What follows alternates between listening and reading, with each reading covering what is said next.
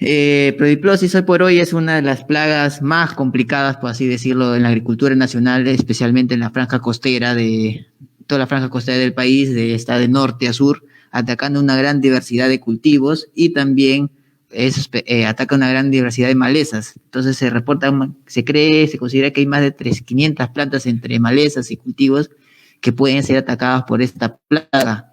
Además, debido a su corto ciclo biológico, la hace una plaga muy agresiva que no solo aumenta las pérdidas económicas, sino también pérdidas de actividad y rendimiento en diferentes cultivos. Hoy vamos a ver algo breve, algo general sobre esta plaga. Vamos a dar diferentes tips, cosas de manejo que se podrían llevar a cabo, pero cada uno de estos manejos que se van a dar para tanto monitoreo de población o enfocados a reducir la población plaga, deben ser estudiadas y analizadas según las condiciones y cada cultivo. Recordemos que el fundamento del manejo integrado es integrar todas las técnicas disponibles que tengamos para así minimizar los daños y el impacto ambiental que puedan tener las medidas que tomamos. Estas Prodiplosis longifilia, van a ver que tenemos en pantalla al adulto y los daños en diferentes cultivos, entre ellos el cultivo de espárrago, el cultivo de papa, el cultivo de adelantado. El nombre común de Prodiplosis longifilia en el campo lo van a escuchar como caracha, mosquilla del brote, Prodiplosis o simplemente Prodi. Esos son los nombres más comunes que la van a escuchar en campo, que es como se conoce a este insecto cecidómida. Entonces, el género Prodiplosis es bastante amplio. Pertenece al tribu Cecidómide y las especies plagas, se recalca que son especies plagas porque también dentro del género Cecidómide hay especies que no son plagas, hay especies que se alimentan de flores, hay especies que se alimentan de hongos, hay especies incluso que se alimentan de insectos. Pero las especies plagas, en este caso Prodiplosis longifilia, atacan a brotes, botones florales, frutos, en diferentes hortalizas, cultivos ornamentales y frutales. Son bastante agresivas porque debido a que estas son especies multivoltinas. Y aquí no quiere decir que sean especies multivoltinas, nos quiere decir que puedan generar muchas generaciones en un mismo año. Esta especie está aproximadamente en condiciones de la costa peruana, está entre 18 a 22 generaciones por año. Entonces, su capacidad de reproducción es tan rápida y tan prolífica que puede causar daños fuertes. Está, como mencionaba, ampliamente distribuida en la costa peruana, atacando diferentes cultivos y un gran rango de hospedante entre cultivos y malezas. Está distribuida parte de Perú, se ha reportado en Colombia, Ecuador, donde está comenzando a causar más daños años tras años en diferentes cultivos. También está presente en Norteamérica, parte de Jamaica y lo que es Centroamérica. La biología del comportamiento de este insecto, como lo mencionaba, es una especie multivoltina, generando más de 20 generaciones al año si las condiciones son favorables. Este problema de esta plaga se reportó ya hace muchos años, hace aproximadamente 40 años, se reportó como problema clave en cultivo de tomate. Esos fueron los primeros reportes que tuvieron como plaga, pero los problemas se han ido cada vez haciendo más fuertes. Los factores al por qué esta plaga se ha hecho cada vez más fuerte, más peligrosa, lo vamos a ir comentando a lo largo de esta conferencia. En la costa peruana está presente durante todo el año, ya sea invierno, verano, primavera, está presente durante todo el año. Su agresividad es generalmente en los meses de primavera y verano. En los meses de invierno tiende a reducir su agresividad porque su metabolismo se hace más lento debido a la temperatura, entonces su ciclo biológico se hace más largo, la actividad del adulto y la larva es menos agresiva y los daños que causa no son muy fuertes. Sin embargo, estar presente durante todo el año permite que esté expuesto constantemente a diferentes tratamientos fitosanitarios, especialmente plaguicidas, lo que contribuye a una rápida generación de resistencia. Ahí vamos a comentar algunos casos más adelante sobre casos de pérdida de eficacia de productos muy buenos que fueron lanzados al mercado, pues en cuestión de años se ha perdido completamente la eficacia en campo. Entonces, como mencionamos, hay malezas asociadas, también ataca cultivos y malezas. Entre las malezas más comunes que podemos ver es el hierba gallinazo, el yuyo, el capulí, la higuería, la hierba mora, el paico, pega-pega, cadío, entre otras tantas. La especie Prodiplosis longifilia pasa por diferentes estadios, entre huevo, 3 estados larvales, la pupa y el adulto. Para nosotros poder combatir una plaga, sea cual sea esta plaga, primero debemos conocer cómo se comporta esta plaga, cuál es su biología, cuál es su comportamiento y cómo ésta interactúa con el cultivo. Entonces, nosotros vemos que el huevo es transparente, es exofítico. ¿Qué quiere decir exofítico? Que el insecto coloca sus posturas sobre el tejido. Lo esconde en estructuras protegidas, ya sea debajo de, ya sea en los brotes, en las flores, en los botones florales o en los frutos recién cuajados, pero en estructuras protegidas coloca ahí los huevos. Los huevos generalmente son colocados en masa, y la viabilidad de esto es de 99.9% en laboratorio. ¿Qué quiere decir? Que el promedio de una hembra puede colocar entre 20 a 80 huevos en todo su ciclo de vida. Y en promedio son 50, con prácticamente un 100% de viabilidad. Ahora imagínense, en condiciones ideales de entre primavera, verano, 50 huevos por hembra cada 9 días va generando una nueva población y en cuestión de semanas la población puede crecer exponencialmente, donde causa pérdidas económicas tremendas si es que no se toman medidas de control oportunas. El paso de huevo a larva puede tardar incluso hasta de 6 a 36 horas. En Colombia hubo estudios donde decían que Prodiplosis no colocaba huevos, sino colocaba las larva 1 de frente. ¿Y por qué se creía esto? Porque las observaciones que se hacían cuando se estudiaba la biología, se hacían las observaciones cada día. Y cuando iban a hacer las observaciones ya no veían huevos, sino observaban la larva 1. Pero ¿qué es lo que pasaba? Que el desarrollo era tan rápido que en cuestión de horas se pasaba de huevo a larva. Yo he visto este caso en Chiclayo, una experiencia cuando trabajaba en Capsicum. Casi nunca hemos logrado ver los huevos. Siempre que hacíamos las observaciones temprano, a las primeras horas de la mañana, ya encontrábamos la larva 1. Y los huevos lo podíamos observar en las noches o en las horas de la madrugada que se hacían los muestreos. Ahí se podría encontrar huevos, pero en las mañanas, en condiciones ideales, muy pocas veces se observaron huevos. La larva 1 está protegida, y se encuentra entre los botones, brotes, frutos recién cuajados, está escondida, causando daño. Estas estar protegidas, a tener un hábito críptico, dificulta la acción de los parasitoides o sus predatores naturales. Se alimentan, las larvas 1 se comienzan a alimentar, se alimentan raspando las superficies y generando heridas. Estas heridas que generan pueden ocasionar el ingreso de patógenos secundarios que pueden provocar pudriciones o apariciones de otro tipo de enfermedades. La larva 1 no es tan voraz aún, es poco móvil y su alimentación es moderada, por así decirlo.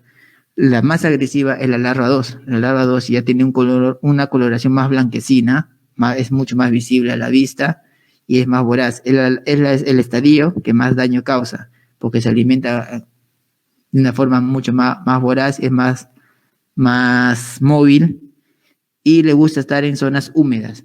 Cuando se hagan las evaluaciones en campo, se toman los muestreos, este tipo de larvas, la larva 1 o 2, siempre cada que la encuentran escondidas en un botón, en un fruto recién cuajado, van a ver que genera una condición húmeda. ¿Por qué genera una condición húmeda? Porque no le gustan los ambientes secos. Entonces la baja de las humedades relativas o la exposición al medio ambiente genera la deshidratación rápida y la muerte en cuestión de horas. Es por eso que busca lugares protegidos para poder completar su ciclo de vida. La larva 3 ya no se alimenta. Es poco móvil y ya comienza a tomar un color anaranjado, medio anaranjado, y se empieza a preparar para empupar. Algunos lo conocen como prepupa. Lo que hace esta larva empieza a salir de las zonas escondidas y salta generalmente hacia el suelo, buscando condiciones ideales para empupar. Entonces es bastante favorecido por suelos arenosos, porque lo que hace la larva una vez que llega a encontrar el lugar donde empupar, se envuelve con partículas de arena y forma como una especie de un coconcito que está enterrado entre los 4 o 5 primeros milímetros del suelo y es muy difícil de encontrar. Acá podemos ver la foto de la pupa, como le mencioné. La primera imagen que ven, que está en el número 1, es la pupa recién formada. Es una pupa que recién se ha formado y a medida que va avanzando el tiempo, esta pupa va tomando un color marrón. Esta es una pupa más avanzada a punto de eclosionar. Si nosotros encontramos una pupa en este estadio, quiere decir que el adulto está pronto a emerger. Y este es el cocón que van a ver que forma el insecto al lanzarse sobre el suelo, se envuelve con partículas de arena y forma ese cocón. Entonces, ahora tenemos al adulto. El adulto es bastante frágil. Van a poder ver que en la foto el adulto es un insecto, una mosquilla pequeñita, de antenas y patas largas, y un cuerpo realmente muy frágil, que puede morir al contacto del agua, cuando hacemos lavados a presión. El insecto o en trampas pegantes muere de una manera bastante rápida. Su fragilidad no va acorde a su agresividad. Pese a ser un insecto bastante frágil en estado adulto, su agresividad es bastante fuerte, porque el control tanto de la larva como incluso las grandes poblaciones que generan en corto tiempo dificulta el control de las poblaciones de adultos. Me acuerdo cuando yo hacía trampas de luz o de monitoreo, no de control, trampas de monitoreo solamente cuando trabajaba en la parte norte del Perú. Por noche podríamos encontrar hasta 10.000 adultos por trampa, colocando las bandejas de agua, y estas bandejas de agua estaban completamente repletas de adultos de prodiplosis. Y la relación sexo hembra-macho es de por cada 3 hembras hay 2 machos, entonces predominan las hembras, lo que nos quiere decir que el crecimiento de la población es mucho más rápida. A estos adultos no les gusta la luz solar, están generalmente la encontrar en zonas escondidas al interior de la planta, entre hojas o terrones, siempre buscando zonas sombreadas, a quizás algún cerco vivo o a un cerco físico que se pone para como cortina rompeviento. Son favorecidas por esas zonas porque son sombreadas, son húmedas y generan poca ventilación. Los mayores ataques de prodiplosis en un campo siempre la van a tener en zonas donde hay poca ventilación o hay hospederos que generen sombra y que le den condiciones para que el adulto se pueda refugiar. Su fuente de... Estos adultos necesitan humedad para sobrevivir. Cuando no tienen humedad, su longevidad disminuye. Y incluso hay estudios que manifiestan que el adulto no se alimenta. No se alimenta, y otros dicen que, pero su ciclo y su longevidad disminuye, coloca una menor cantidad de huevos, pero el adulto puede estar todo el tiempo sin alimentarse. Cuando encuentra que son sustancias azucaradas, de qué tipo aún no está totalmente establecido, y se alimenta este adulto, lo que hace es aumentar su longevidad y colocar una mayor cantidad de huevos. Ya tienen hábitos crepusculares, generalmente comienzan al amanecer o al atardecer. Los adultos en horas frescas, porque no les gusta la luz solar, en horas frescas comienzan a salir, se empiezan a reproducir. Esas horas su hora de mayor actividad. Cuando los adultos salen en las tardes, que son horas de reproducción entre las tardes y noche, se juntan en grupos. Estos grupos son llamados LECs, que son grupos de mosquillas de prodiplosis, que se juntan para reproducirse y colocar sus posturas en diferentes cultivos, en diferentes plantas. Entonces, si nosotros sabemos que su actividad está principalmente en las primeras horas del amanecer o en el atardecer, debemos tomar medidas orientadas hacia el adulto. Es más, y conociendo la fragilidad que tienen los adultos, debemos planear estrategias orientadas al control del adulto. No es tan fácil como suena, pero definitivamente va a contribuir mucho. Nosotros al controlar al adulto, reducimos población de larvas, que son las que hacen daño realmente en el cultivo, los reducimos considerablemente. Y entonces es algo a tomar en cuenta. Como mencionaba, que los adultos de prodiplosis no les gusta la luz solar, o sea, no les gusta la luz, son lucífagos. Pero eso no se debe confundir con que no es atraída por la luz artificial. La luz artificial en las noches sí los atrae. Este es el principio de las actividades de monitoreo, las trampas de luz para atraer este tipo de insectos y otros. Los adultos de prodiplosis sí son atraídas por la luz en las noches. Este es el resumen de la biología del adulto. Como les mencionaba, en condiciones ideales, la prodiplosis puede completar su ciclo de vida entre 10 a 12 días, ya está completando todo su ciclo de vida. Es bastante corto en condiciones ideales. ¿Cuáles son las condiciones ideales? Humedades relativas entre 80% y temperatura entre 22 a 28%. Esas son condiciones ideales donde puede causar mucho daño el insecto. y su ciclo de vida, su ciclo biológico se acorta bastante tiempo. Pueden ver que el estado de pupa está entre 6 a 36 horas, la larva 1 es un día, la larva 2 puede tardar el mismo tiempo y la larva 3 entre 1 a 2 días. El estado de pupa no es más de 3 a 4 días y el estado adulto tiene una longevidad de 3 días en el caso de los machos, de 1 a 3 días en el caso de los machos y de 4 a 6 días en el caso de las hembras. La ecología del insecto es importante conocer la ecología del insecto. ¿Por qué? Porque nos permite entender al enemigo con el cual nos estamos enfrentando. Saber cómo este responde al medio ambiente, cómo este responde al cultivo, cómo lo ataca y cómo el cultivo responde al insecto plaga. Ninguna estrategia de manejo integrado es exitosa si es que no se tiene en cuenta el medio ambiente, el insecto plaga y el cultivo y a las prácticas de manejo de cultivo que nosotros implementemos. Entonces, para eso es bastante importante conocer la ecología del insecto, cómo este se comporta, por qué factores es favorecida, por qué factores no están favorecida, qué cosas del cultivo, del medio ambiente o de nuestro agroecosistema podemos aprovechar a nuestro favor para fortalecer el cultivo y quitarle condiciones al insecto. Entonces, vemos que este insecto está influenciado bastante influenciado por la temperatura. Es por eso que les comentaba que en invierno, al no ser temperaturas tan favorables, su actividad metabólica es más lenta, por lo que su ciclo biológico se alarga más. Las temperaturas que la favorecen están óptimas, están entre 26 y 28, y sus actividades se reducen sobre los 30 grados, sobre los 11 grados centígrados, su actividad se reduce, y sobre los más de los 32, 33 grados centígrados, también empieza a reducir su actividad. Le gusta, como le mencionaba, zonas abrigadas, húmedas, con poca ventilación y amplio refugio. Por ejemplo, estas son bastante favorecidas en primavera y verano y también en invernaderos o en casas mayas. ¿Por qué? Porque en las casas mayas la circulación de viento es prácticamente nula. Están todas las condiciones ideales para cuando el insecto logre ingresar, porque sí se ha dado caso que insectos no debería, pero logren ingresar en invernaderos o casas mayas. Al tener un medio ambiente abrigado, sin poca circulación de viento, con amplio refugio, este insecto se puede volver bastante agresivo en un corto tiempo. Es un insecto bastante polífago, como mencionamos, ataca una gran diversidad de especies cultivadas entre malezas y se adapta bastante rápido a diversas condiciones ambientales y cultivos. Como le mencionaba, esto se reportó allá como problema por los años 80.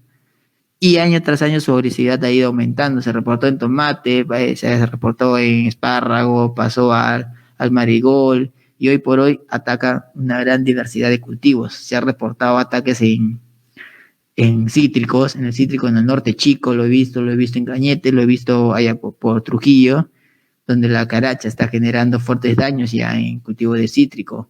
Lo he visto, no como plaga principal o generando fuertes daños, pero he visto que ha logrado entrar en arándano, lo he visto en palto, en los viveros, lo he visto en mango, lo he visto en uva, pero de todos los frutales que he mencionado, hasta el momento, hasta donde tengo conocimiento y hasta donde he podido, hasta donde llega mi experiencia con los cultivos que he trabajado y que trabajo actualmente, es el cultivo de los cítricos, en caso de los frutales, donde más daño está causando.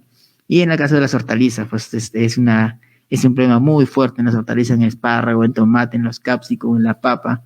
Por ejemplo, en los paperos que siembran por acá, por el norte chico, que las siembras de septiembre, octubre, y aún se siguen sembrando en esta época, que tienen daños muy fuertes por la caracha o la prodiplosis. Hacen aplicaciones químicas de manera calendarizada y unas mezclas bastante fuertes, muchas veces inadecuadas para el control de esta plaga. Y ahí, ya más adelante vamos a ver los daños que puedan generar en el cultivo de la papa, en tomate, en pimiento, cuando las condiciones son ideales. Como le mencionaba, les gusta protegerse en malezas, cercos vivos y otras estructuras físicas, y estructuras como invernaderos. Debido a su ciclo biológico y a la gran número de generaciones que genera en un año, su resistencia predecida es bastante rápida. Por ejemplo, muchos conocen el ingrediente activo Spirotetramat, que actualmente en el mercado solo hay dos, que es el primero que salió en el mercado, que lo lanzó la empresa Bayer, y hay uno más que lanzó el genérico, es por eso que no de los nombres comerciales. Hay dos productos que tienen ingrediente activo de Spirotetramat. Cuando este producto fue lanzado allá por el 2009, cuando los tomateros lo aplicaban acá en la zona del norte chico, el control de esta plaga a dosis bajas era por casi 15 a 20 días el cultivo estaba completamente limpio. Entonces lo que provocó que los agricultores usen de manera descontrolada una y otra vez este producto, y en cuestión de años el producto fue perdiendo eficiencia bastante rápida. Yo creo que la pérdida de eficiencia rápida de este ingrediente activo se debe a que inicialmente tuvo una alta eficiencia de control, y donde sobrevivían pocos insectos, pocos individuos, pero estos individuos que sobrevivían eran bastante resistentes a este ingrediente activo. Entonces, como generaban nuevas poblaciones en corto tiempo, estos individuos altamente resistentes han generado una población totalmente resistente a este ingrediente activo. Actualmente la gente ya no quiere usar este ingrediente activo porque la eficiencia ha bajado considerablemente a lo que fue en los primeros años que se lanzó este producto. Ya, y hay casos como ese, hay muchos otros casos de ingredientes activos que ha sucedido lo mismo. Al ser una plaga bastante agresiva, lo que hace muchos agricultores, y también se observa en las agroindustrias, aplican de manera desmedida siempre el mismo ingrediente activo, y esto a la larga genera problemas de resistencia. Y llega a un punto donde ya no tenemos herramientas para combatir a esta plaga, y se empiezan a hacer las mezclas o a subir las dosis de manera exagerada, generando una sensación temporal de control. Yo le digo sensación temporal porque sí, en el momento te puede generar un control, pero a largo plazo eso es insostenible, porque cada vez vamos a necesitar invertir más. Los gastos por hectárea cada vez van subiendo más. Necesitamos hacer más mezclas, aplicar más seguido en cultivo de tomate, en cultivo de la papa actualmente, en cultivo de capsicum en la zona del norte chico, en la parte del norte grande. Aplican cada día en el tomate, lo aplican cada 2 días, están haciendo aplicaciones, y aplicaciones con los mismos productos, mismo ingrediente activo, y esto va generando problemas a la larga. Problemas no solamente en pérdida del rendimiento del cultivo y la calidad, sino también en que los costos económicos aumentan considerablemente, y prácticamente el insecto nos está ganando la batalla, porque cada vez nos quedan menos herramientas para combatirla y los daños son considerables.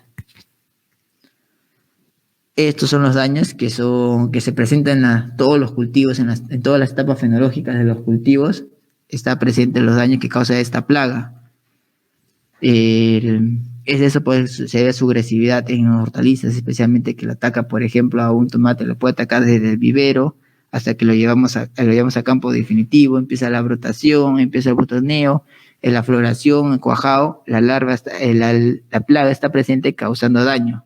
Entonces es una plaga que la vamos a tener desde el inicio hasta el final. En caso de los frutales, por ejemplo en los cítricos, esta plaga comienza a atacar cuando hay una intensa brotación. Cuando hay intensa brotación empieza a atacar a los brotes. Incluso se le ha encontrado en los botones florales, en los frutos recién cuajados, se han encontrado las larvas de este insecto generando daño. Al alimentarse de estructuras de estos órganos, lo que provoca es la aparición de patógenos secundarios como pudriciones, patógenos tipo botritis, que se pueden sumar a la maldad medioambiental, causando pérdida total de los frutos de tomate, pimiento y otros cultivos. En caso de espárrago, al atacar los brotes de las puntas de crecimiento, que son los turiones, destruye esto de la planta. Como respuesta tiene que generar nuevos brotes de la corona, lo que provoca que un desgaste de las reservas que la planta ha guardado, y lo que ese desgaste se transforma en un estrés, y a la planta al estresarse se hace más susceptible a enfermedades como fusarium, como nematodos, y además se reduce lo que es el potencial de rendimiento que tiene este cultivo. Al atacar también las estructuras reproductivas, como en hortalizas o de frutos tipo tomate, pimiento, ají, reduce considerablemente los rendimientos y la calidad de los frutos. Entonces, el daño que causa esta plaga es directa. Por ejemplo, acá podemos ver en la foto de pimientos que ha atacado directamente a fruto, en la punta de inserción del fruto con el pedúnculo. La larva siempre está escondida debajo de esto. Acá entonces las evaluaciones levantan el pedúnculo, van a ver ahí que está escondida la larva. Los daños pues son variados. Cuando la población es baja, generalmente encuentran pequeños raspados, pero a medida que la población va aumentando, encuentran una cantidad de larvas, este daño va causando. Y van a ver que se puede ver como unas heridas que se van cicatrizando, se tornan negras. Si hay humedad en el medio ambiente, estas frutas se pudren y se caen, entran patógenos secundarios y se caen. Puede llegar a la ocasión que este fruto logre prosperar, pero su calidad no es la misma, se queda pequeño y no, la calidad no es la misma. Cuando ustedes observen un fruto con daño de pluriposis y ven que se comienza a tornar amarillo, es que este fruto se va a caer, no va a prosperar. En el caso de cuando ustedes levantan, van a ver que las larvas están ahí escondidas, están generando daño, están generando las heridas que luego se van a transformar en esta foto, lo que ven. En caso de cultivo de jalapeño, generalmente cuando las larvas atacan desde el punto de inserción del fruto con el pedúnculo, en jalapeño es todavía rescatable en planta, porque este cultivo le hacen rodajas, cuando lo van a exportar, hay una presentación que tienen, le hacen rodajas, y la parte dañada la pueden quitar, la botan. Pero el cultivo de jalapeño de una variedad tiene la peculiaridad que la flor muchas veces se queda pegada acá como un tutú, le decían allá por el norte, o como una falda, como formando una cintura, se queda pegada, y la larva de pluriposis ya no coloca sus posturas acá, las coloca acá. Cuando el daño está acá al centro, donde está la flor pegada, este fruto ya no sirve, porque este daño acá ya no tiene solución. Entonces vemos la agresividad que puede tener ese insecto, no pierde la oportunidad para encontrar un punto donde colocar su postura y generar daños cada vez más fuertes. Y este daño que vemos acá es el daño de los brotes. Puedes ver que en los brotes se observan quemados. Hay personas que a veces lo confunden con hielo. En el caso de cítricos, me mencionaba muchas personas que decían hielo. Hielo es el nombre común, se le conoce a Phytophthora infesta. La gente decía, no, ese es hielo. Y le empezaron a aplicar fungicidas. Pero cuando comenzaron a hacer las revisiones, en casos cítricos, encontraron que los brotes estaban dañados por la larva de prodiplosis y lo que provocaba el quemado. Eso van a ver en la foto en el caso de tomate. Cuando ustedes sacan el fruto, van a ver que la parte de la flor o donde estuvo la flor, van a encontrar un gran número de larvas que han generado daño. Estas larvas no solo raspan, sino también pueden generar enzimas, y esas enzimas provocan la deformación de los órganos vegetales o los órganos reproductivos. Incluso lo pueden encontrar en la parte de las hojas. Cuando las hojas están medio pegadas, entonces hacen la evaluación y van a encontrar las larvas de prodiplosis, y eso no permite que la planta crezca, no permite que la planta se desarrolle vegetativamente, cortando los puntos de crecimiento. Los frutos que logran sobrevivir van a ver que tiene ese típico daño que le conocen como la caracha. Este fruto ya perdió calidad, esto se va a ir a la última calidad y hoy va a tener un menor precio. En el caso de espárrago, se puede ver que las larvas están escondidas en las escamas, en las escamas del espárrago. Ustedes levantan las escamas y van a ver un gran número de larvas dependiendo de la intensidad del número de insectos que hay en el campo. Van a poder ver imágenes como estas, donde todos los puntos de crecimiento del espárrago han sido cortadas a causa del daño del insecto, y en respuesta a la plaga, la planta comienza a desarrollar más brotes, pero la agresividad es tal que esos brotes que comienzan a salir pueden ser atacados por el insecto, y lo que hace provocar mermas en el rendimiento del cultivo. Cuando se cosechan los turiones, vamos a ver que los turiones también se pueden deformar. Esos turiones deformados a causa del daño de prodiplosis que atacan en la punta. Al atacar la punta genera esta deformación. Estos turiones ya no tienen valor comercial. Han perdido completamente valor comercial debido a su deformación. También lo vamos a ver en cultivos como el lantao. Esta es la foto de cuando trabajaba en Pisco. En el cultivo del lantao también se pueden meter a los brotes, a los botones florales o a los frutos. Vamos a ver que este daño, por ejemplo, viene cuando el fruto recién estaba cuajando, la prodiplosis ha raspado al fruto y se pueden ver como una especie de verrugas. este es el daño que ha hecho la prodiplosis. Este fruto ya no sirve, ya no es exportable y ya pierde totalmente la calidad, porque está deformado y además presenta estas raspaduras. En el cultivo de la papa, como les mencionaba, esta es una foto reciente del norte chico, de papas que están, de lotes que recién se están cultivando, que tienen 1 mes, 2 meses de siembra. Podemos ver que el daño es bastante agresivo, pese a las numerosas aplicaciones que realizan. El daño en los brotes es bastante agresivo y esto limita el desarrollo vegetativo de la planta. Y al limitar el desarrollo vegetativo de la planta, ¿qué va a provocar? Menos hojas, menos fotosíntesis. Al haber menos fotosíntesis, la planta no guarda las reservas adecuadas que debe de guardar. Al no guardar reservas, no hay tubérculos para cosechar. ¿Qué se traduce? En menor rendimiento, menor número de tubérculos, menor tamaño, menor peso y mayores pérdidas. Este es el caso del cultivo de la cebolla, podemos ver que también la ataca la cebolla, provocando la deformación de los puntos de crecimiento. Y estas fotos en cultivo de cítricos. En el cultivo de cítricos se puede encontrar en los brotes, en los botones florales o en la flora abierta. Van a ver cuando hacen las evaluaciones que ahí están las larvas generando daño. La problemática actual de prodiplosis en el Perú es que su corto ciclo biológico, tiene un corto ciclo biológico, es una especie multivoltina y está presente durante todo el año. Y estar presente durante todo el año y atacar una gran diversidad de cultivos y malezas no nos permite hacer una rotación adecuada de cultivos o romper ciclos, porque va a estar presente, si no es en un cultivo, está en otro, si no es en una estación, está en la otra.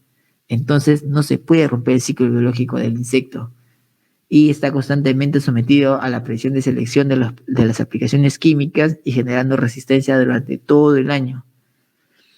Sus enemigos naturales son poco eficientes. Hay algunos enemigos naturales reportados como Sinopea, que es un parasitoide, pero su eficiencia es del 20% aproximado, pero para el número de población en corto tiempo que genera esta plaga, no es tan eficiente. Además tiene hábitos crípticos. ¿Qué es hábitos crípticos? Se esconde. La larva siempre está escondida en un brote, está escondida en un fruto recién cuajado, y ahí limita la llegada de los parasitoides, de los controladores biológicos y también de las aplicaciones químicas. No hay producto capaz de llegar a la zona donde están, salvo los sistémicos, para que puedan controlar a este insecto. El principal método de control es el químico. Para esta plaga generalmente usa aplicaciones químicas, y como yo lo mencionaba, esto genera una sensación temporal de control, porque eso no es sostenido en el tiempo. Se han dado a lo largo de diferentes cultivos, de diferentes plagas, incluso con esta plaga, la experiencia nos dice que ese es un control no sostenible, un tipo de control no sostenible en el tiempo, porque más temprano que tarde, este insecto genera resistencia a ese tipo de control, lo que nos va a incrementar a llevarse a aplicaciones más frecuentes, a mayores dosis, mayores mezclas, y esto es lo que nos va a llevar a un desequilibrio ecológico. Porque hacer aplicaciones no solamente matamos al insecto plaga, sino también matamos a los insectos que controlan esta plaga y que controlan otras. Recordemos que prodiplosis hace como 40 años no era una plaga muy fuerte, que digamos, pero debido a las aplicaciones excesivas que se hacían de piretroides, carramatos y organofosforados para control de otras plagas, fueron matando los parasitoides o los controladores biológicos que estaban presentes de manera natural de esta plaga, que provocó que en el tiempo, también sumado a condiciones ambientales que se han hecho favorables y a condiciones de manejo de cultivo, que esta plaga sea cada vez más agresiva. Entonces, ya habiendo conocido nosotros al insecto de manera general, su comportamiento, su biología y su ecología del insecto, el daño que causa y cómo interactúa con diferentes cultivos, debemos entender que es un agroecosistema. Un agroecosistema tiene diferentes componentes, y los problemas plagas son generalmente una consecuencia, no es una causa. ¿Qué quiere decir que es una consecuencia las plagas? Que es una consecuencia de las prácticas de manejo que nosotros hemos empleado en el campo. Podemos provocar la aparición de una plaga o la agresividad o no agresividad de esta plaga. Entonces, nosotros en un campo, un ecosistema, tenemos diferentes factores. Tenemos al cultivo como principal componente del manejo integrado. Nosotros debemos entender al cultivo para poder entender cómo las plagas, las enfermedades y los factores ambientales afectan al cultivo para nosotros poder tomar medidas de control enfocadas al cultivo, para que el cultivo tenga una mejor respuesta a los factores adversos. Tenemos el suelo, las plagas que están presentes en el campo, estas plagas y enfermedades, los enemigos naturales que están manteniendo a raya a estas plagas.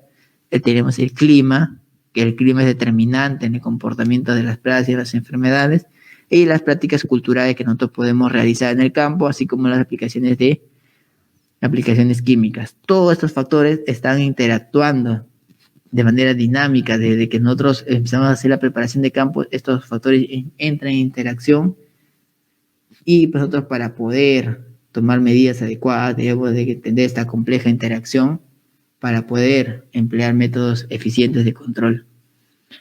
Entonces, el manejo integrado de plagas se basa en una serie de pasos. Esta serie de pasos que nosotros debemos tener primero inicia por la prevención. ¿Qué quiere decir la prevención?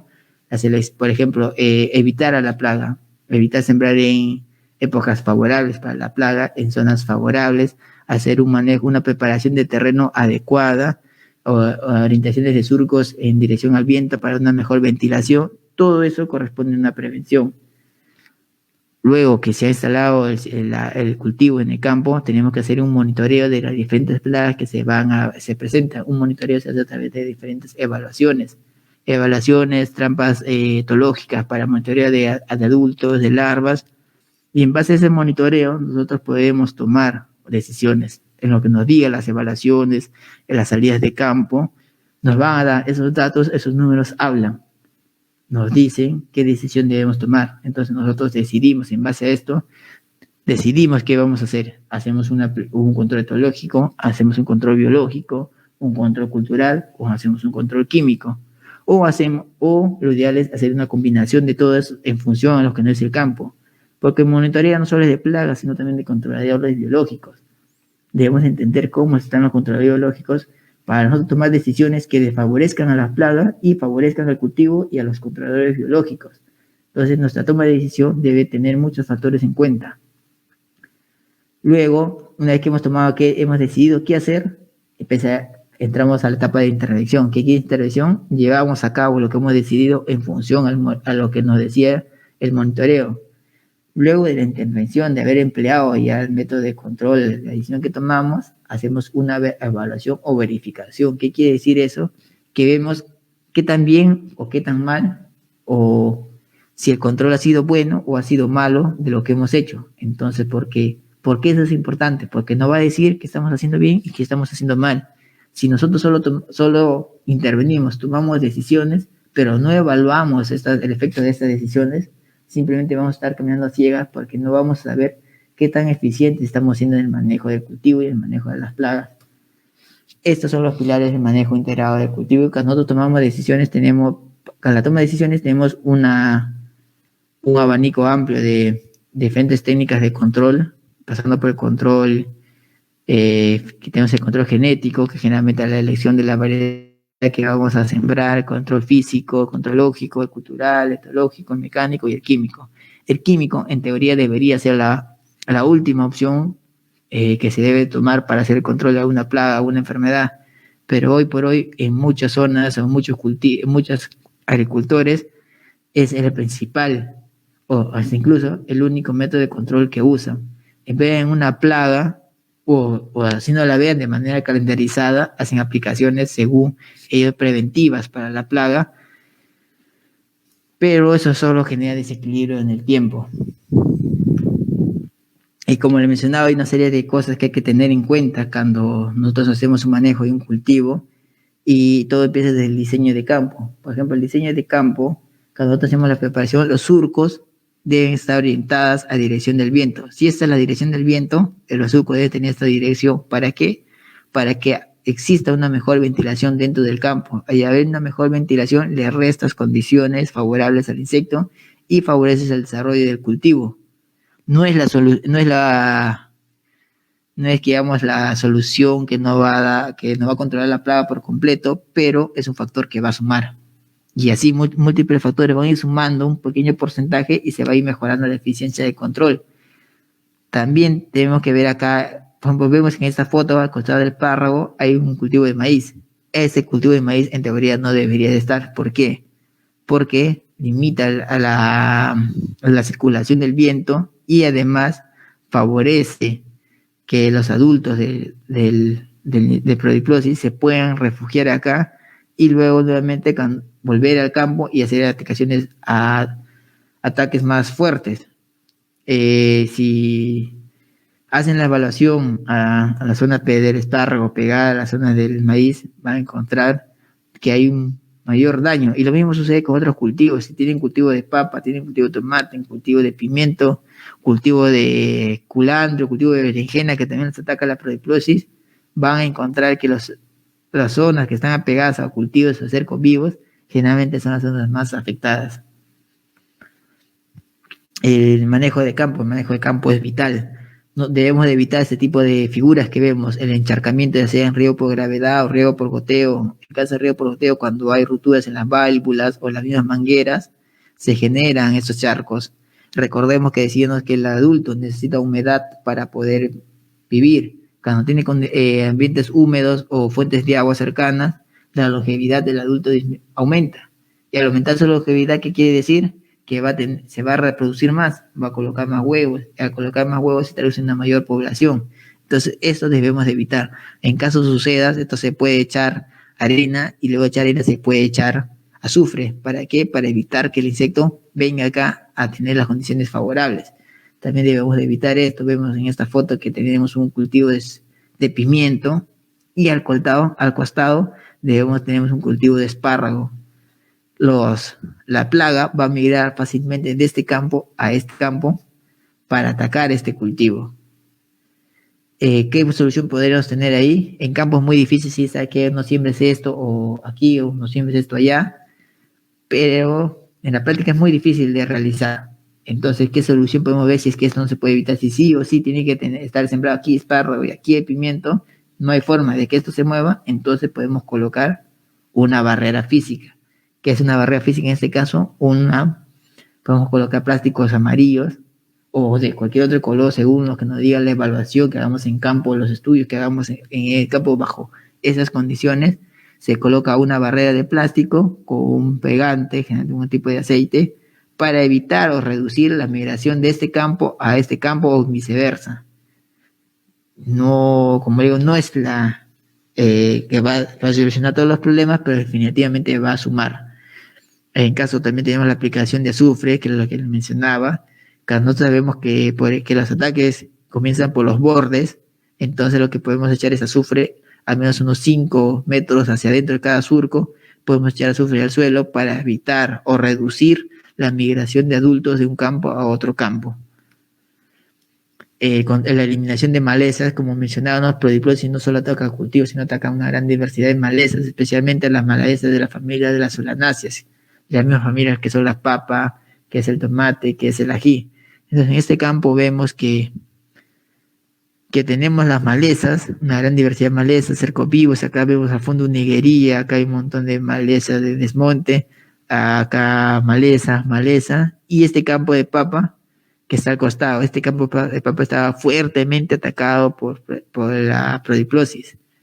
Y las estrategias de control no deben ir enfocadas solamente al campo, sino debemos de ver más allá, ver el entorno donde está el cultivo para tomar decisiones enfocadas no solo en el cultivo, sino también en el entorno, porque el entorno influye mucho de lo que vemos nosotros dentro del campo. Malezas como la hierba mora, como la higuería, como el yuyo, son hospederos, son de este insecto. En caso del manejo de los cercovivos, ahora muchos campos, sean agroindustria o sean agricultores de pequeños a medianos, por seguridad suelen colocar este tipo de planta, en este caso es el guarango, o lo pueden conocer con otro nombre, pues son cercos vivos que ponen. Si nosotros no damos mantenimiento a estos cercos vivos, lo que le estamos dando es de refugio para que el adulto se pueda esconder acá y luego salir al campo a atacar. Entonces, ¿cómo hacemos un manejo adecuado? Podemos hacer podas, darle siempre el mantenimiento a los cercos vivos, hacer lavados a presión, aplicaciones con adulticidas para reducir la población de este insecto. Trampas de luz. Las trampas de luz son básicamente de monitoreo y tienen que ser usadas de manera adecuada con un estudio previo de la viabilidad de usar este tipo de de trampas de control, de monitoreo, porque los resultados obtenidos pueden depender mucho de las condiciones del cultivo donde se está llevando a cabo. Pueden ver que hay las trampas T, que le llaman con una luz, una fuente de luz, una trampa pegante de casi 2.5 metros, con una fuente de luz, generalmente luz blanca o luz ultravioleta que suelen usar, que se ha demostrado que son las más eficientes. Se ha probado con el foco incandescente, el foco a la luz amarilla, se ha probado con fuentes de gas o de petróleo, pero la más eficiente ha sido la luz blanca. Podemos ver que ahora no solo los fondos ya no todos utilizan la fuente, antes la limitante era la fuente de la fuente de energía eléctrica para hacer este tipo de trampas, pero ahora con la base de la tecnología ya algunos fondos usan los paneles solares, acá está el panel solar, y este es una fuente de luz que se prende en la noche, y acá abajo una bandeja de agua que atrae, los adultos que atraen, ya sean de lepidópteros, sea de Prodiprosis, caen acá. Las monitoreos de adultos que se usan trampas, se pueden usar trampas pegantes, trampas de emergencia o trampas de caídas para evaluar la población de adultos. Pueden usar trampas pegantes de color amarillo, o incluso hay estudios que generan que es más eficiente el color negro. ¿Por qué? Porque durante el día hemos dicho que el adulto de prodiplosis se esconde en zonas sombreadas. Entonces, del día baja su actividad, buscan lugares oscuros donde protegerse, y hay estudios que dicen que el plástico negro atrae más. ¿Por qué? Porque le da una sensación que al insecto que se puede esconder acá. Entonces viene el plástico negro, y hay una mayor cantidad de capturas de adultos, y lo que nos da una aproximación más exacta de lo que puede estar pasando en campo con la población. Tenemos bandejas de melaza, tipo de bandejas que son de base de bidones de ácido fosfórico que son cortados y se llenan de melaza o se llenan de agua con detergente, lo usan como monitoreo de adultos. El adulto es atraído por acá porque encuentra como una zona de refugio, de libre de viento y un medio oscuro, que es la melaza. El adulto viene por una sensación de refugio, queda acá y es capturado, y nos permite hacer una lectura de lo que hay en campo.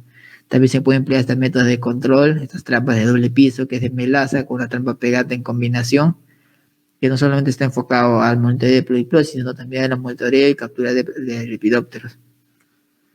Las evaluaciones en campo es bastante importante, nos permite conocer cuál es la dinámica de la población, cuál es el daño que nos está causando, y nos permite tomar decisiones. Pero el monitoreo no solo debe ser enfocado a las plagas, sino que debe ser enfocado a los controladores biológicos, porque eso nos va a decir qué hacer.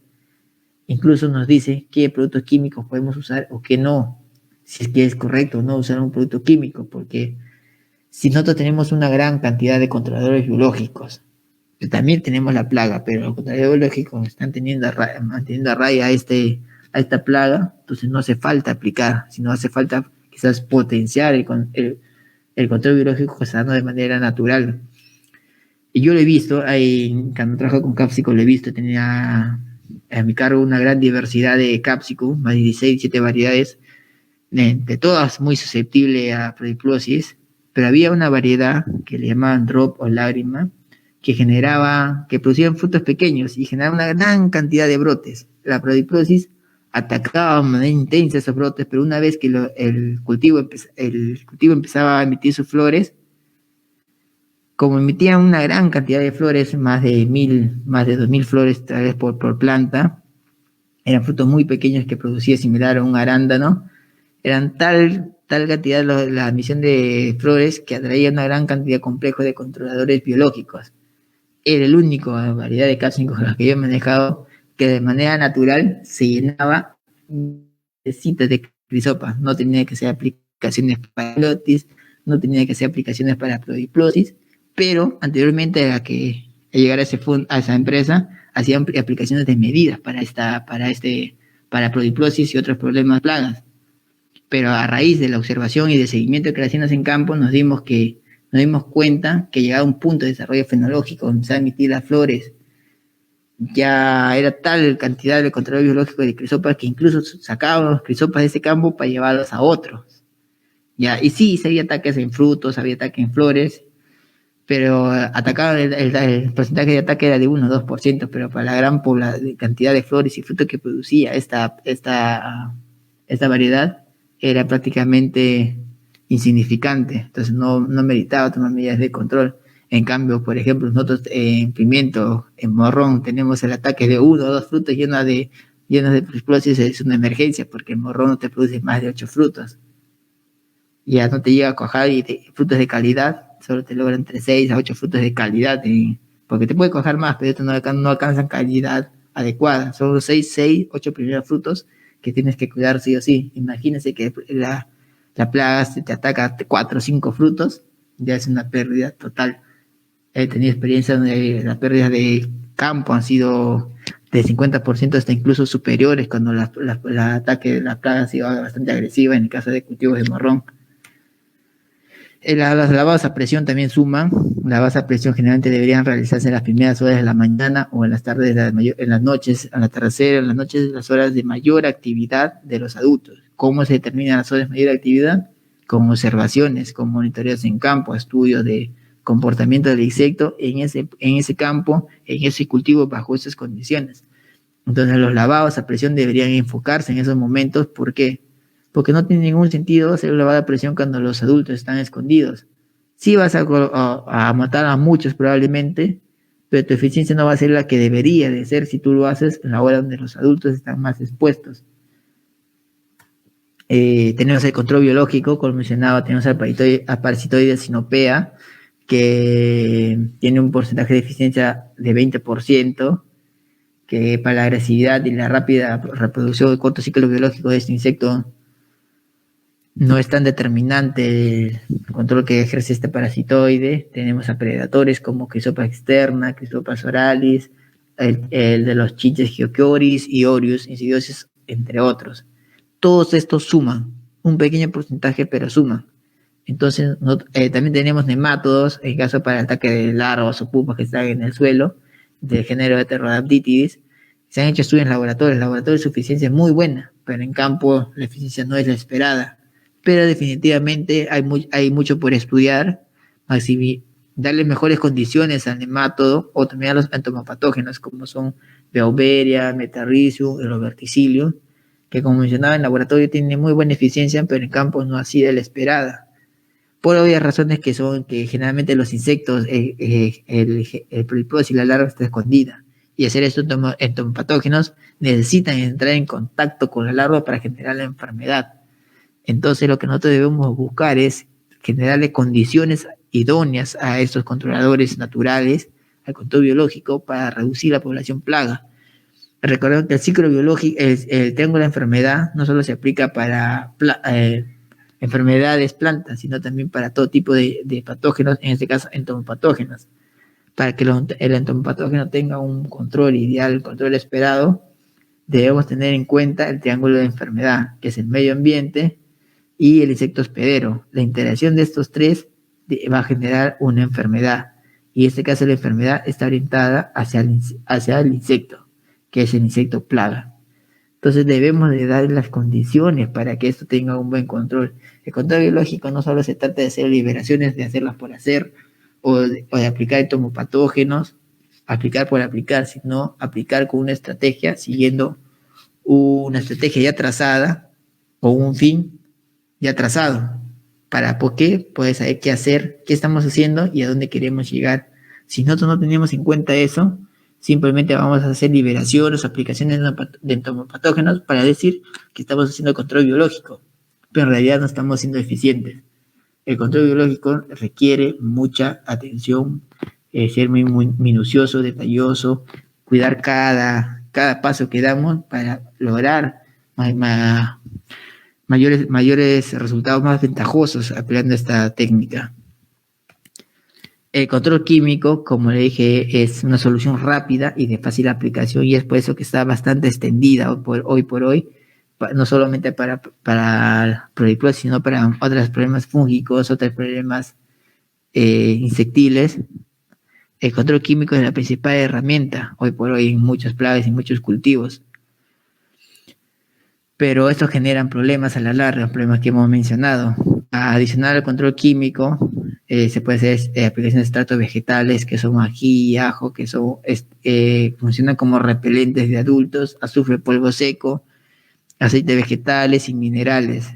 Ojo que al hacer aplicaciones de estas enfocadas como lavado al adulto, también se tiene que hacer una evaluación del efecto que ha tenido esto sobre los controladores biológicos, porque va a tener un efecto.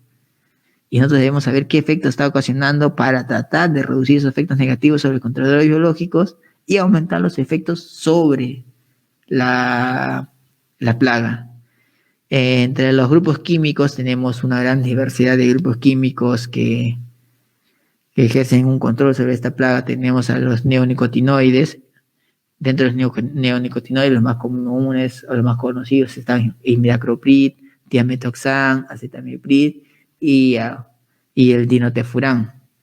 Tenemos a los fiproles, dentro está el fipronil, a los ketonoles, dentro de ketonoles tenemos al espirotetramac, que actualmente ya perdió bastante eficiencia, o los agricultores le atribuyen la pérdida de eficiencia. Tenemos las espinocinas. En caso de las espinocinas, el espinotorán es que controla no solo adultos, sino también larvas de prodiplosis. El espinotorán hace 2 años, más o menos, se lo empezaron a usar bastante para el control de prodiplosis del norte chico. Tienen buenos controles a dosis superiores que se usa para lepidópteros.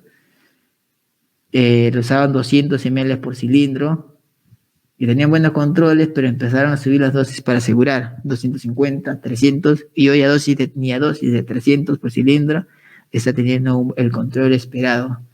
¿Por qué? Por cuestión de años, en cuestión de pocos años, han provocado que el insecto comience a expresar ciertas resistencias hacia ese ingrediente activo. También tenemos las diamidas antranélicas, entre antraniliprole, clorantraniliprole, que tienen control sobre esta plaga.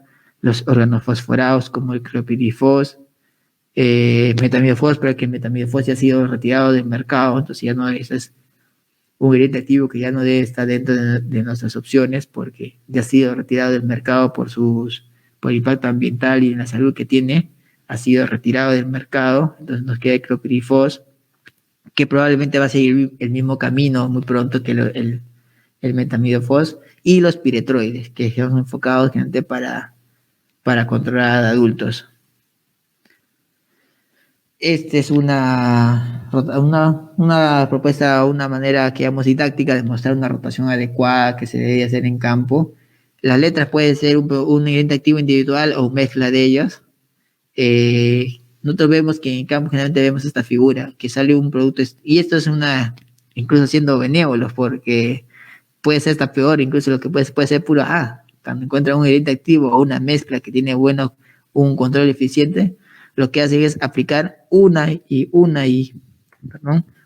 otra vez el mismo producto, la misma mezcla, sin ninguna rotación. Por ahí que pueden hacer una pequeña rotación y cambian de ingrediente activo. Muchas veces los agricultores le llaman rotación, usan un producto A, un producto B, pero con el mismo ingrediente activo, y lo que dicen, no, estamos rotando. Incluso dicen, no, que ese control sí, que el insecto se controla así mejor, todo, pero es el mismo ingrediente activo y la resistencia se manifiesta de manera rápida. Ya, esto es algo de lo que no se debería de hacer. Ese es un ejemplo de un mal uso del control químico. Esta es una propuesta, digamos, de manera didáctica, simple, de cómo sí es o debería ser una estrategia.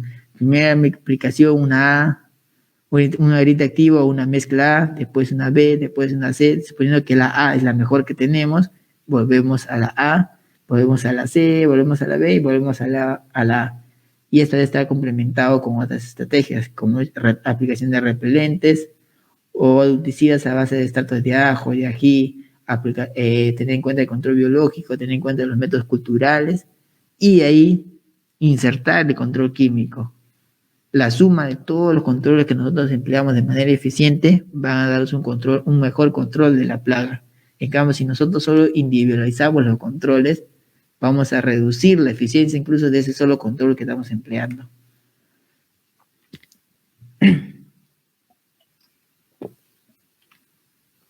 Las consideraciones para un buen control químico son algunas consideraciones que yo he colocado, que Todo control químico que se realice debe estar bajo un monitoreo de dinámica poblacional de la plaga y de los insectos controladores.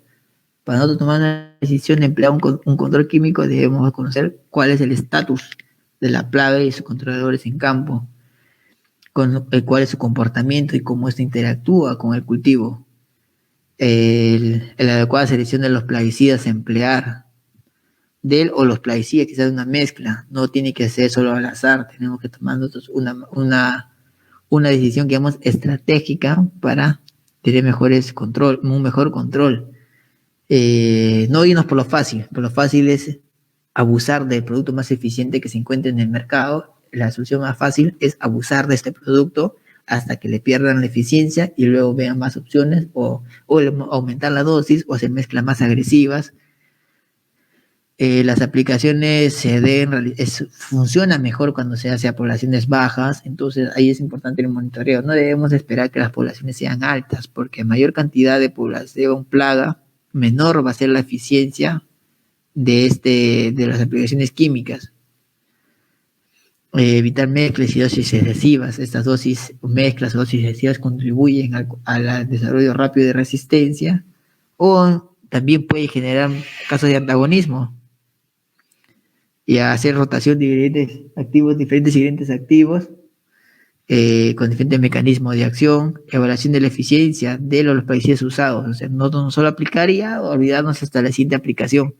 Debemos hacer un seguimiento de cómo ha funcionado este método que hemos empleado, una adecuada calibración de los equipos. Muchas veces, incluso nosotros los agrónomos, profesionales, técnicos, nos enfocamos solo en qué producto vamos a usar, pues no nos enfocamos en cómo lo vamos a aplicar, no nos percatamos de la calibración de los equipos.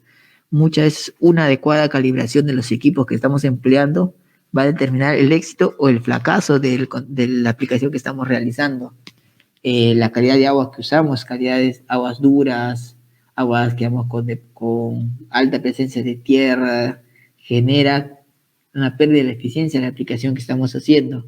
Y en condiciones ambientales adversas, por ejemplo, altas temperaturas, va a generar la evaporación rápida de la aplicación que estamos realizando o temperaturas demasiadas húmedas, donde incluso hay formado películas húmedas sobre la superficie de foliar. Cuando hacemos la aplicación, al encontrarse agua o humedad sobre la hoja, nosotros aplicamos lo que vamos a provocar un lavado del producto y se va a diluir, la concentración no va a ser la misma. Si aplicamos en vientos superiores a 10 kilómetros por hora, vamos a aplicar un gran efecto de deriva. Es quiere decir que la cantidad de plaguicida que estamos haciendo no va a llegar en su totalidad y con sanciones adecuadas a donde debe de llegar. Recordemos que para que el control químico o el activo que estamos empleando tiene que llegar a determinadas concentraciones al objetivo, en este caso al insecto, para que cause la muerte. Si nosotros le damos condiciones adversas al control químico, este producto no va a llegar como debe de llegar a las concentraciones que debe de llegar al insecto y obviamente el control químico no va a ser el adecuado. Esta es la pregunta que yo me hago en caso de prohiplosis. ¿Estamos camino al desastre fitosanitario? Yo creo que si vamos como vamos, sí, porque como le mencionaba, este insecto cada vez es más agresivo, ataca una mayor cantidad de cultivos, cada vez las aplicaciones que se hacen para este insecto son desmedidas, que no solo está provocando la aparición de más plagas, de una mayor cantidad de gastos, de un económico, mayor impacto ambiental, y el control químico, básicamente el control químico está casi el 100% de control químico. El control biológico, cultural, la emplean quizás algunas agroindustrias en invernaderos o algunos cultivos que sí se hacen control biológico, otro tipo de estrategias sí las emplean, pero esto en muchas zonas está perdiendo terreno y el control químico está ganando terreno. Entonces me hago la pregunta, ¿estamos camino al desastre fitosanitario? Si seguimos como estamos, probablemente sí. ¿Qué quiere decir? Que haya un punto donde el control, el manejo de esta plaga sea insostenible. Pero como todo problema, siempre hay una luz al final del túnel. Y tenemos casos exitosos de manejo integrados en el Perú. Recordemos la experiencia en el cultivo de algodón en el Valle de Cañete, allá por los años 1960. Esos tiempos el cultivo de algodonero era ampliamente, sembrado en el Valle de Cañete, y con la introducción de los primeros plaguicidas, se hicieron abusos desmedidos de estos y generaron un estado de desastre sanitario. Si antes eran 3 las plagas claves, después del uso desmedido de plaguicidas llegaron a ser 7, 8, y ya no eran controladas por las aplicaciones, ya era insostenible. Y ahí viene el primer caso exitoso a nivel mundial que se ha dado de manejo integrado de plagas. El primer caso exitoso, que es el ejemplo, se realizó en Cañete. Se convocó a diferentes técnicos, diferentes profesionales de la materia, y se empezó a hacer un manejo integrado verdadero. Y en cuestión de pocos años se volvió a establecer el equilibrio ecológico del ecosistema de cultivo de algodonero en ese valle. Se lograba reducir las aplicaciones químicas y se lograba reducir los problemas de plagas. Lamentablemente ese cultivo llegó a su fin ese manejo integrado llegó a su fin con la reforma agraria. Luego, muchos años después, en el cultivo de espárrago en Chavimochi, allá por el 2000, 2001, la mosca blanca, la Demisa tabasi, llegó a un estado también de desastre sanitario. Los cultivos de ese entonces, los espárragos, se veían prácticamente negros debido a la fumagina, que era provocada por las excreciones de la mosca blanca. Se veía ahí textos que reportan experiencias que he escuchado de profesionales involucrados en esos momentos, que se veían nubes blancas volando en los campos, y esas nubes blancas eran de mosca blanca. ¿Por qué se origina eso? Por el uso desmedido de químicos. ¿Cómo se solucionó? Se convocó un comité de expertos, en este caso liderado por los Cisneros, que en paz descanse, que fue el líder, y se estableció un manejo integrado del cultivo y se logró recuperar el equilibrio ecológico nuevamente. Y a través del año, con sus vaivenes, con sus subidas y sus bajas, se mantiene eso aún en la relación Chavimochi. Entonces, ¿eso qué nos dice? Que el manejo integrado de las plagas o las enfermedades sí es posible, pero ¿qué es lo que se requiere? Compromiso de todas las partes involucradas, y además de compromiso es constancia. Los resultados no se ven de forma inmediata, se ven quizás a un plazo más largo que un control químico, pero son más sostenibles a través del tiempo. Eso es todo lo que respecta al control, al tema, lo que es el manejo de control químico, perdón, de manejo integrado de Pleuroplosis longifilia.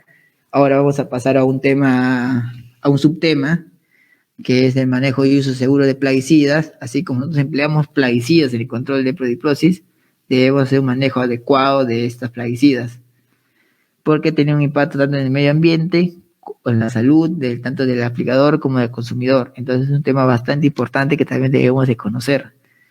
Un plaguicida es cualquier sustancia tóxica que empleamos para el control de plagas, para matar, repeler o inhibir cualquier problema que sea considerado plaga. Ya pueden ser hongos, insectos, plantas, mamíferos, nematos, entre otros, que causan daño en la agricultura, en la salud pública y entre otras actividades humanas. Entonces, nosotros la clasificación de los plaguicidas actuales es esta, la actual. Los plaguicidas clasificados en extremadamente peligrosos, altamente, moderadamente y ligeramente peligrosos. Los extremadamente peligrosos y altamente peligrosos son los de banda roja, los grupos 1A y 1B, que en caso de insecticidas está representado por el grupo de los carbamatos y organofosforados. Tenemos en el caso de moderadamente peligrosos, que son los de banda amarilla, y ligeramente peligrosos, los de banda azul. ¿Dónde observamos esta banda toxicológica en los productos? Lo vamos a observar en los envases. Ahora más adelante lo vamos a ver en qué son, exactamente lo encontramos. Ya.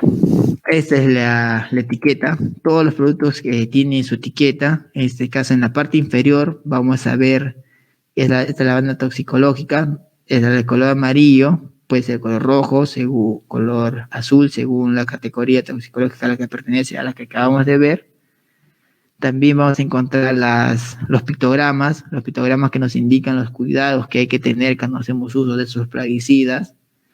Vamos a encontrar el número de registro entre SENASA, el ente activo, el número de registro de los plaguicidas, el titular y portador distribuidor de este plaguicida, el formulador y el contenido de este producto.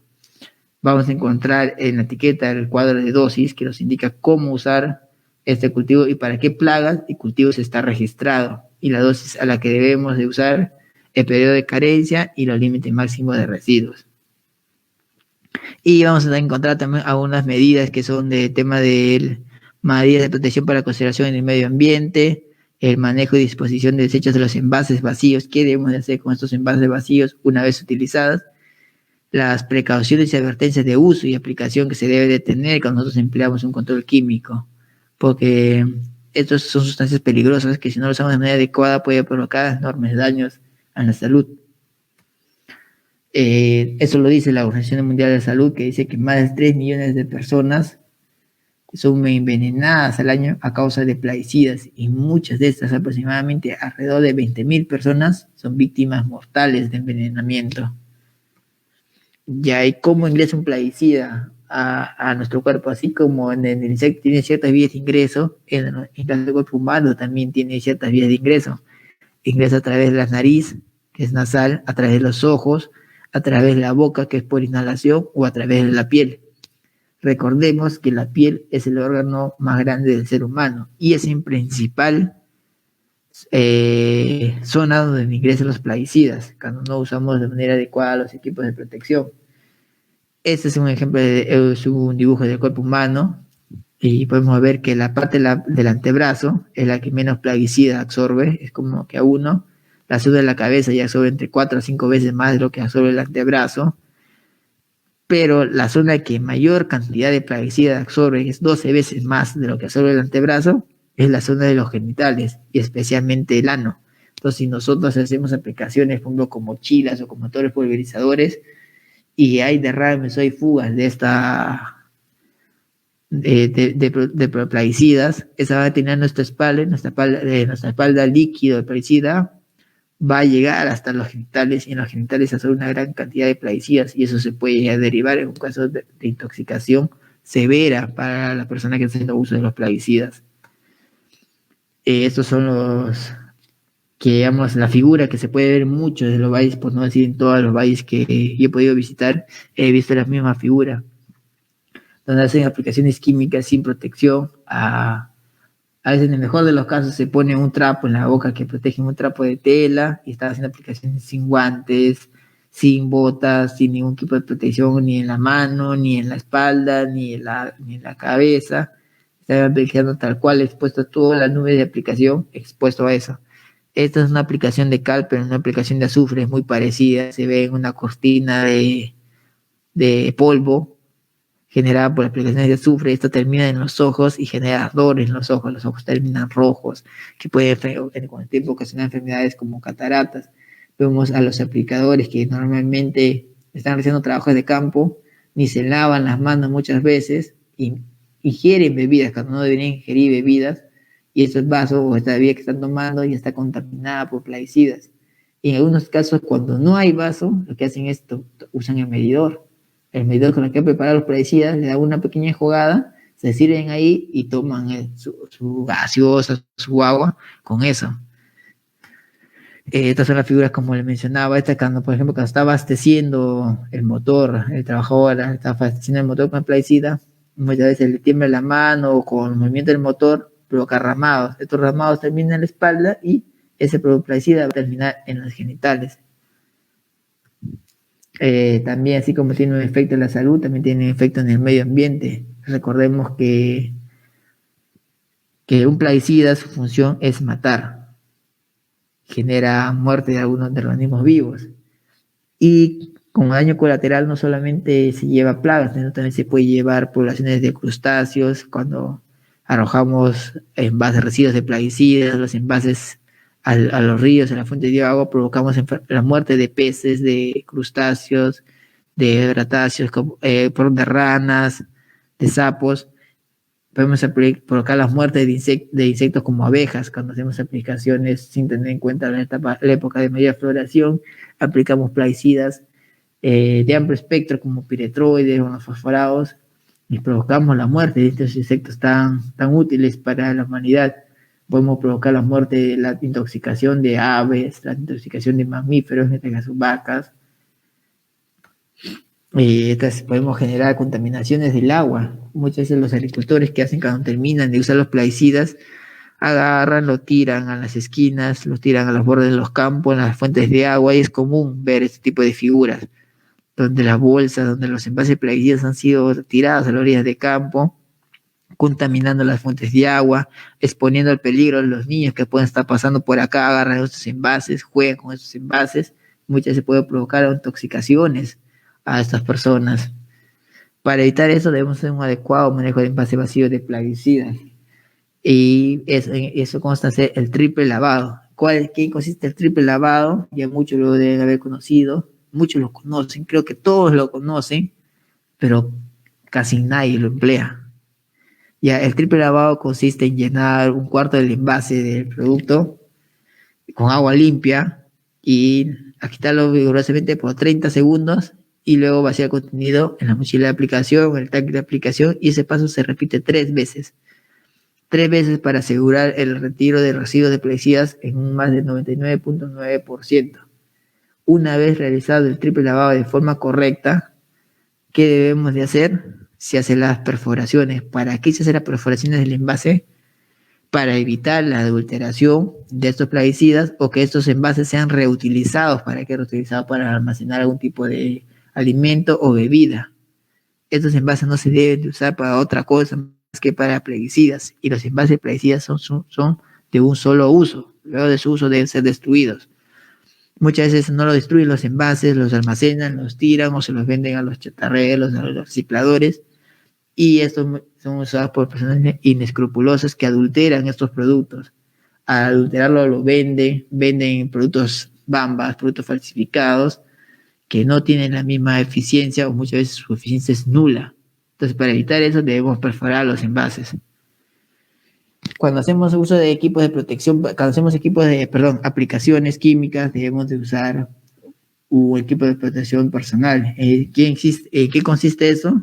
En usar para el cuerpo, debemos de usar pantalones, chalecos y una careta protectora en la cara, guantes, botas, para evitar el contacto con la piel. Incluso se puede usar un mandil. La idea es reducir los riesgos de contacto de plaguicida con la piel, porque la piel absorbe grandes cantidades de plaguicidas. Para los ojos debemos usar lentes o caretas. En el mejor de los casos deberíamos usar los dos. Para las manos debemos usar guantes, para las pies, las botas, y en el caso para las narices, para las vías respiratorias, usar estas máscaras de respiración. Bueno, eso sería todo. De forma breve se ha hablado de lo que es manejo y uso seguro de plaguicidas. Recordemos que esto es bastante importante, no solo para la salud del medio ambiente, sino también para la salud de los consumidores y de los agricultores que estamos involucrados en el manejo de plaguicidas, en el manejo de campo. Es un tema que muchas veces pasamos por alto, muchas personas lo pasan por alto, pero es de vital importancia para hacer una agricultura sostenible y amigable con el medio ambiente. ¿Qué es lo que está buscando Agriterra en asociación con empresas de rubro de distribución de plaguicidas, ya sea químicos o biológicos? Agriterra está asociada también a tiendas agrícolas que venden plaguicidas, tiendas responsables con el medio ambiente, con el trabajo que hacen, como este caso de Agromanta, la tienda que yo represento, y estamos trabajando para promover una agricultura más sostenible y amigable con el medio ambiente. Muchachos, bueno, eso sería todo. Agradezco a las personas que me han escuchado y recuerden que un Perú unido será un Perú mejor. Muchas gracias. Con eso se termina la conferencia. Se abre la ronda de preguntas. Ingeniero, ¿qué tal? ¿Me escucha? Sí, ya los escucho, ya, muchachos. ¿Podemos pasar a la ronda de preguntas? ¿O desean que vaya comentando algún tema de lo que hemos visto hasta que se solucione el problema? A ver, lo que puedo hacer ahora, quizás sí, no sé si nos podría comentar de nuevo la parte de la importancia del control químico, por favor, para prodiplosis. Sí, claro. Volvemos a esa diapositiva. Ya. Como le decía, en el control químico, lo adecuado es siempre hacer evaluaciones previas antes de tomar una medida de control químico El conocimiento de la dinámica poblacional de la plaga, de controles biológicos, incluso de las condiciones ambientales, deberían determinar qué ingrediente activo, cuándo y cómo lo usamos, porque esto va a determinar el éxito o el fracaso de las aplicaciones químicas. Debemos tener en cuenta que eso se deben realizar bajo ciertos parámetros de aplicación para maximizar sus beneficios. Debemos tener máquinas calibradas. Una buena calibración de las máquinas nos va a mejorar la eficiencia, una mejor cobertura, una mejor llegada al objetivo. Aplicar en condiciones ambientales favorables, que digamos en temperaturas no demasiado altas, humedades relativas no demasiadas bajas ni demasiado altas, vientos inferiores a los 10 kilómetros por hora, para maximizar los beneficios de la aplicación química. Para el caso de prodiplosis existe una gran gama de aplicaciones, un grupo amplio de controles químicos, pero muchos no son tan eficientes porque a lo largo del tiempo ya han perdido eficiencia. Actualmente están usando productos de neonicotinoides, están usando las espinocinas como espinotorán, están usando los fiproles como es el fipronil, y en caso de los cotinoles el espirotetramag. Están usando de manera individual o mezcla de estas.